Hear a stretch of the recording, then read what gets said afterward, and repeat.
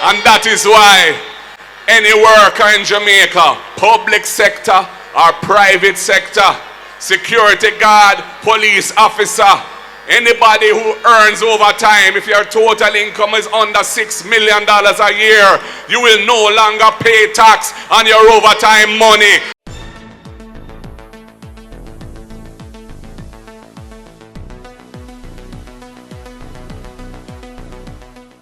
Bless up, baby, our family and viewers. Welcome back to the channel. It's your girl, and Isabel Rose. And in this one, Wire JA says Mark Golding and the PNP is rising from the ashes. A great political comeback. As well as the Minister of Education angers teachers, demanded to withdraw statement. More issues with salary as it pertains to public sector workers.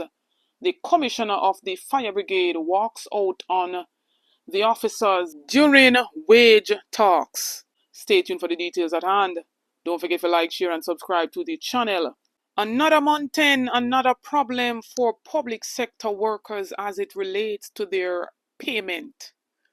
All public sector workers right now are restive over their salaries, yet another mountain.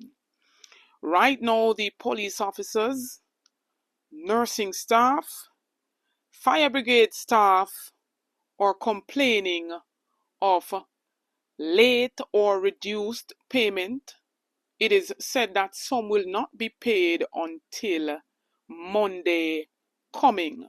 And we know as public sector workers, we were told that they don't pay out on a Monday or a Friday. So we normally get paid during the week, Tuesday, Wednesdays, or Thursdays. What a bangarang here, so.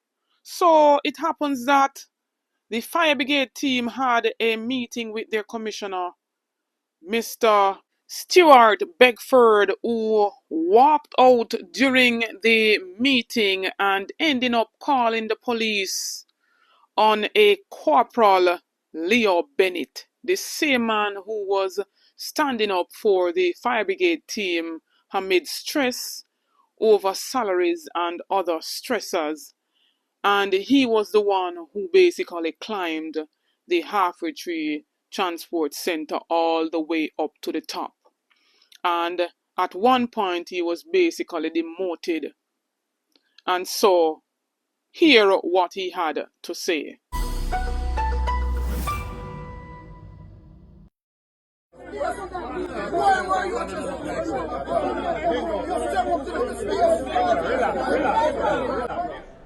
My name is Leo Bennett, Corporal, Jamaica Fire Brigade. Jamaica, you would have known me for scaling the transport center at the first instance to demonstrate for the welfare of Jamaica. The second time to save one of our colleagues who was undergoing high stress, brigade-related stress. This morning we were supposed to have a meeting being chaired by the commissioner, in which you should be explaining to us why our salaries would be reduced at this time due to the implementation of overtime. We decided to record the meeting, which is the norm. Of course, they are saying that no electronic device could be used to record this meeting. But we are saying in this technological AI-driven world, yes, it cannot just be pen and paper. We were not live streaming. We were not behaving badly. But the commissioner, who is being paid by the public purse, yes, he decided to walk out of the meeting. He also called the police, but members of staff, they were adamant that they could not arrest me. The police, they came, rifles, battle gear, yes, but good sense prevailed. Cutting salaries is impossible at this time. Most of us live outside of Kingston who work here at York Park, and we must go through the toll every day because firefighters don't get a day off. We do not receive a day off. So I am about to pose a question to all public sector workers. What do you plan to do as it relates to this government and this continuous disrespect towards public sector workers? It's just the other day we saw the chairperson of the Police Federation talking up about salary, demanding that the Ministry of Finance, schedule a meeting with them, immediate effective. We also seen the teachers coming out, speaking up about this whole, negotiation over a 4-year contract where the government does not decide to even move that 0% in the first year. And the government planned to meet with the teachers. Same occurred. And they were meted with what they seem as a disrespect from the Minister of Education, Dana Morris-Dixon, to the point where they basically demanded her or forced her to retract her statement. So here's what went down in the whole meeting. The president of the JTA spoke, Mr. Malava, and Dana Morris-Dixon's remark said, I understand where President Malava was going on Monday night, and I sat there and I took my notes and I teased out the key points. I know he is also performing for his audience, but I also took out the key things and he did very well. Morris-Dixon's comment did not go down well with some of the teachers who made their objection known by voicing their disapproval. Some of them were calling for her to apologize. Some shouted that she must withdraw her statement. She later then clarified that it was just said in a jest. However, she graciously bowed to their demands and withdrew the statement. I am yet to also hear what else came from that meeting in terms of, the agreement that they have reached. But as soon as I get those information, I will bring an update to you. But what a time to piss off the public sector workers even further. We are less than, I believe, 2 weeks away from this general elections. What will the public sector workers do? We will know that on the 3rd of September. Anyhow, JA chimed in on the latest poll findings of a Don Anderson. And I am about to read out some of that article. A political earthquake is shaking Jamaica and the tremors are spelling opportunities for the People's National Party. In the heat of Jamaica's political season and national elections, just about 2 weeks away on September 3rd, something extraordinary is unfolding. Nomination Day island-wide has seen a tremendous support of orange-clad PNP party stalwarts for the nomination process in all 63 constituencies. And while Anju continues to bask in the perceived security of incumbency, it is apparent that opposition leader Mark Golding is orchestrating one of the most dramatic political comebacks in recent Jamaican history. General Secretary Dayton Campbell noted that while there were challenges in a few constituencies, it was generally a smooth process. He declared that nominations mark the beginning of the final leg of our journey toward victory.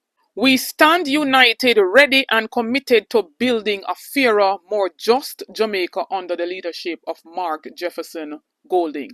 The nomination day proceedings were filled with vibrant, peaceful demonstrations of support from thousands of comrades across the country, reflecting the growing momentum and energy of the People's National Party. The numbers don't lie. Mark Golding has maintained a steady climb as it relates to the polls, and with his net favorability even more than an Anju Oates. We've seen the People's National Party roll out their manifesto, and they said that they have another light manifesto to release when this incumbent Jamaica Labour Party releases theirs. They are fearful of the thievery that will take place as it pertains to, the light manifesto, and so they will hold off on releasing that until the Jamaica Labour Party puts out their manifesto. The next government of the People's National Party is going to look to transform the lives of our people. We're going to juke them with free education, and we're going to juke them with a micro dam. Well, in 2025, we're going to juke them with the first in family scholarship. So any child who is the first in their family to qualify for school or university under the People's National Party government, they will get a full scholarship so they can help their brothers and sisters step out of poverty, and we can end intergenerational poverty in this country. We're doing it because the people of Jamaica need a better life. That is why we're going to build 50,000 affordable houses in our first term. We're going to have them all across Jamaica, and we're going to build them on public lands not suitable for agriculture, and we're not going to include the value of the land in the price of the house, because we want the people of Jamaica who need affordable houses to be able to access it, and they're going to get real value for money because the land will be theirs and they don't have to pay a price for that. That's where we're going to reform the National Housing Trust and restore it to its true mission, the original purpose for which it was formed under Michael Joshua Manley, to provide homes to the people of Jamaica who need that help.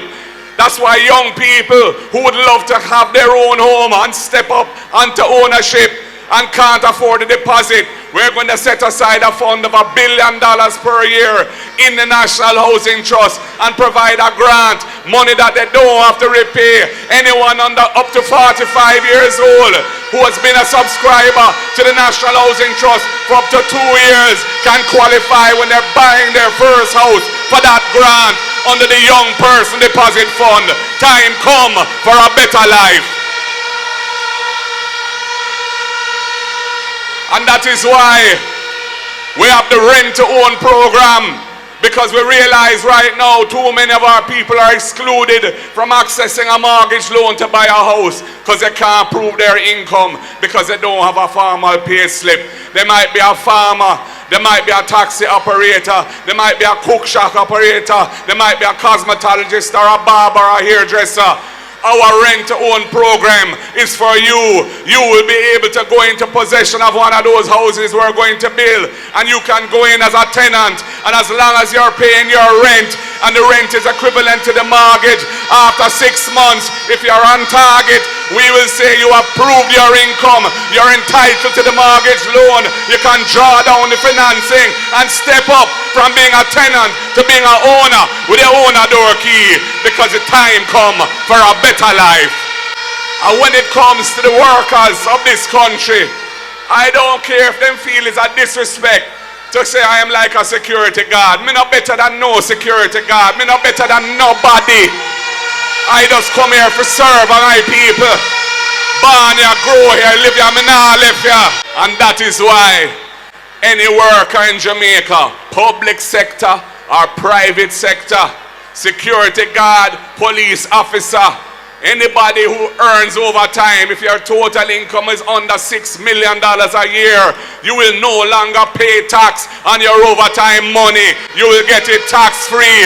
Your take-home pay will go up. The People's National Party is looking out for you, because time come for a better life. Public sector workers, all Jamaicans, time come for a better life. What says you, ABR family and viewers, in the comment section? Make me you wanna say. Don't forget to like, share and subscribe to the channel on the road to 50,000 subscribers. Help me to get there, get this video to at least 8,000 likes. Stay tuned for more videos, stay tuned for more updates. Big up on yourself.